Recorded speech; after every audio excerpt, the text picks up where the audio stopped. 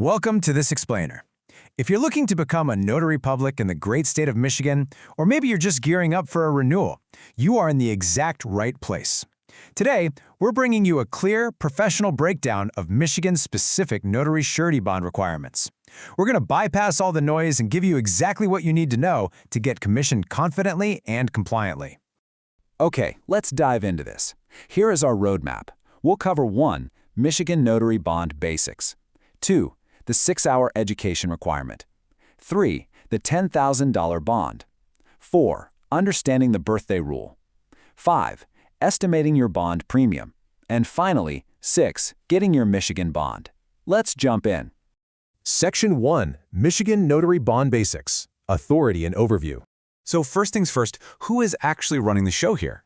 Well, in Michigan, notaries are regulated directly by the Michigan Secretary of State. The exact legal authority governing your duties is a statute known as MCL 55.265. Now, here is the really interesting part, and honestly, it's fantastic news for applicants. Unlike a lot of other states, Michigan uniquely does not require a formal, standardized state exam to get your commission. But, before you celebrate too early, there is a catch. Section 2. The 6-hour education requirement. Prerequisite for commissioning. So even though you don't have to sit down for a stressful exam, you absolutely still have to demonstrate competence. Michigan ensures its notaries are fully up to speed on state law through a strictly mandatory 6-hour education course. This is essentially designed to replace traditional testing.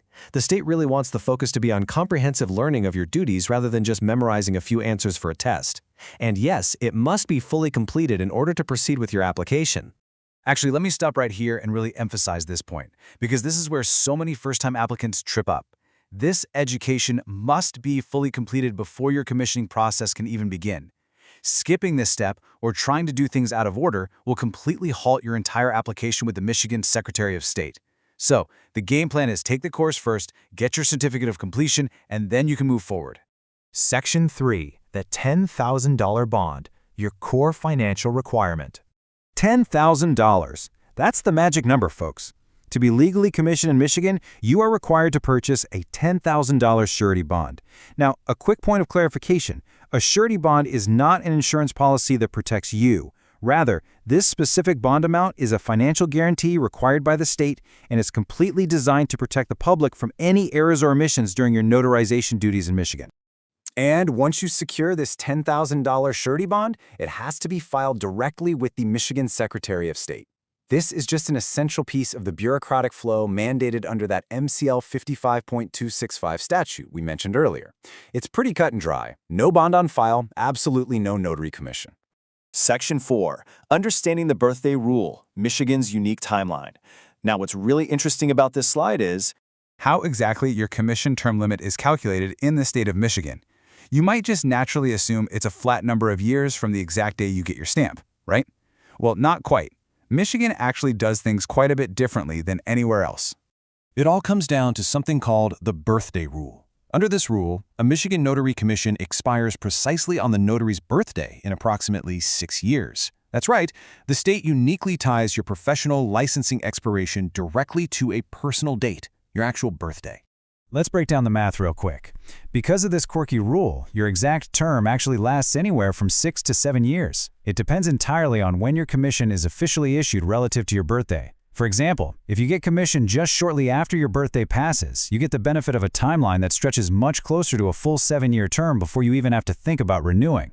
It's a pretty brilliant way to make sure you never forget your renewal date, for sure. Section 5. Estimating your bond premium. Financial breakdown for 6-7 years. And this brilliantly illustrates how affordable it actually is to secure that required $10,000 bond, because you aren't paying $10,000 out of pocket. Your credit score directly impacts the single premium you pay for your entire term.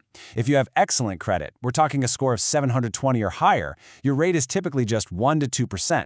That means your total cost is only $50 to $100. If your credit is in the good range, say 660 to 719, the rate is 2 to 3%, bringing the cost to roughly $100 to $150. For up to 7 years of complete compliance in Michigan, that is an absolutely incredible value. Section 6. Getting your Michigan bond. The final step. So, here is exactly what you need to do right now. Get your notary surety bond quote in minutes. Apply online, fast approval, all 50 states. Visit https://buysuretybonds.com.